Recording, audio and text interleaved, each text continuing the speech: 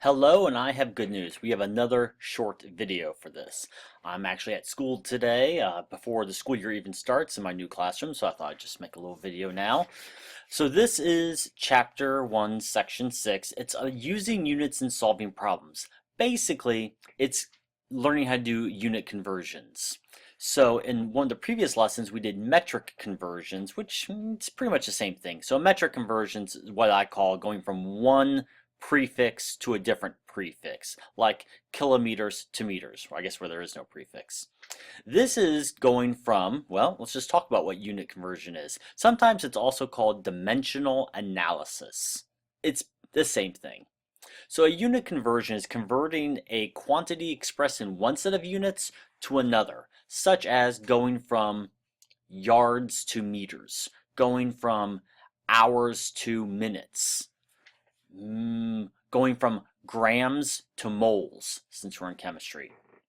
To do this, though, we need an equality. An equality is two measurements that actually equal one another. So, for example, 12 inches equals 1 foot. This is something you know from elementary. There's 1 minute equals 60 seconds. Now, notice that these all have a 1 in them. You don't have to have a 1. For example, I made these up.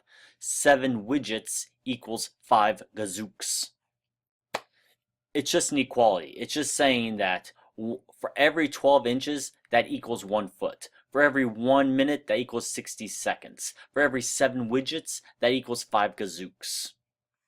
A conversion factor is a ratio used to convert units that describe a quantity. Basically, a conversion factor is putting one of these over the other. So I could put 12 inches over 1 foot, or I can put 1 foot over 12 inches. The question is, how do I know which one to use? Well, let's look at an example, and it's pretty obvious. Convert 7.0 inches into yards. Now, we do not have currently any equality that specifically says how many inches are in a yard. Now, technically there is, I mean you could, but we're going to make it a one-step process, but we're going to make this a two-step process. To do this, we're going to change inches into feet, and then we're going to change feet into yards. Now again, you don't have to. You should know that there are 36 inches in a yard, which could have made this a one-step unit conversion, but we're going to make it 2 steps. Okay, so step 1, let's change inches into feet.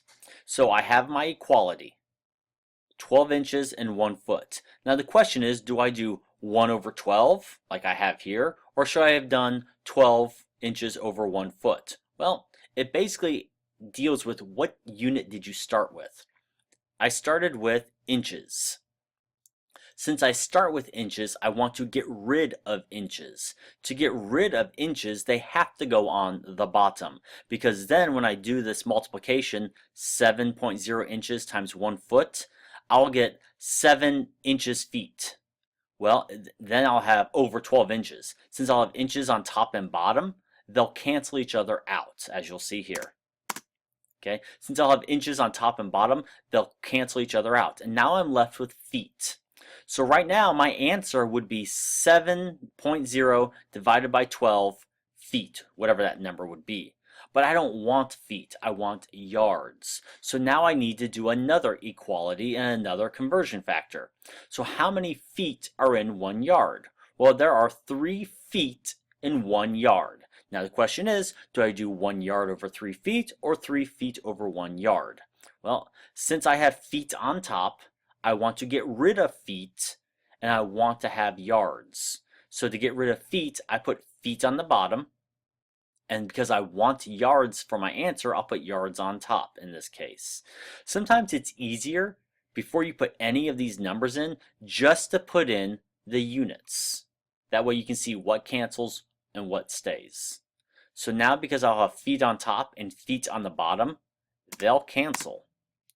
So when I do this, I'll have 7.0 times 1 over 12 times 1 over 3. Realistically, I think this is the exact same as saying 7 times 1 times 1. So 7 divided by 12 times 3, which is 36, which happens to be, well, I'll show you this in a second. Actually, I just thought this. So that equals 0.19 yards. Notice 2 sig figs. The reason why is because I started with 2 significant figures. The 0 is significant because it's to the right of the decimal and to the right of a non-zero. These are constants, so they don't matter. Sig figs don't matter. So 2 sig figs, 0.19 yards. As I was saying earlier, I don't know if I can type this. No, I can't. Well, kind of. Well, anyways, let's go back to this. So I was saying this is equivalent to saying 7 over 36. Well, if you recall, there are 1 yard equals 36 inches. So if I was to set this up, I would have had 7 times 1 yard on top, 36 inches on the bottom. 7 times 1 is 7. 7 divided by 36. Get the same answer. So that would have been a one-step process. So I just did an example of two-step. But that's unit analysis. Unit analysis. I combined 2 different words here. That's dimensional analysis or unit conversion. The same thing.